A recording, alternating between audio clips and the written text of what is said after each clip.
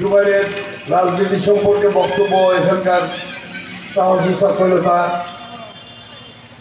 উজ্জ্বল প্রদান করেছে। একই কথা বারবার বলবো না, তবে একটা কথা বলতে চাই।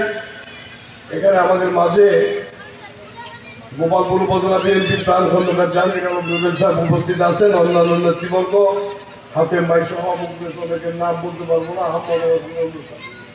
আনসার সালাম অনেকেই আছেন, নাম বলতে পারবো না, সকলকে ধন্যবাদ।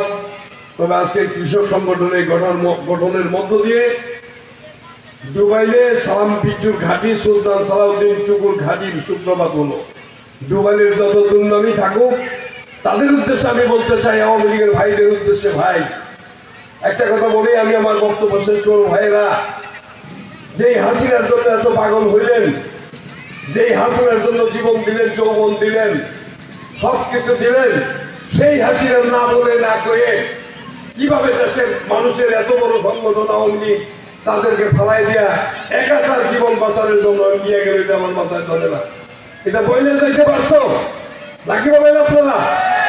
সে বলেছিল 41 বছর 45 মিনিট সময় পায় নাই, হাসিনা ছাড়া কোনো নেতাও মানে নাই, পুলিশ দিয়ে দেশ চালাইছে। সুতরাং এগুলো আওয়ামী লীগের কথা বিশ্লেষণ করলে শেষ করা যাবে না। আমি বিশ্লেষণ সময় পাইলে রাজনৈতিক বিশ্লেষণের সবাই ডুবাইলে যখন করবো, তখন আওয়ামী লীগের যত হাস্তর আছে সব আমরা ভেঙে দেবো ইনশাল্লাহ।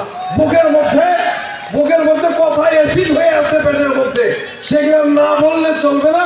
এই ডুবাইয়ের মাঠে দাঁড়িয়ে সমস্ত আওয়ামী লীগের কীর্তি কাহিনী আপনাদের সাথে উন্মোচন করব, সেই আশাবাদ ব্যক্ত করে আজকে যারা এই মিটিংয়ের আয়োজন করেছেন তাদেরকে ধন্যবাদ দিয়ে এখানে আওয়ামী লীগের নেতাদেরকে বোঝার সক্ষমতা ছেড়ে দিলাম যে আপনারাই বোঝেন, আপনাদের নেতা আপনাদেরকে রাত্রি করে ফেলাই দিয়া ইন্ডিয়া গেছে, আপনারা কি করবেন, আপনারাই সিদ্ধান্ত নেন। সকলকে ধন্যবাদ দিয়ে আমি আমার কথা শেষ করছি। আসসালামু আলাইকুম।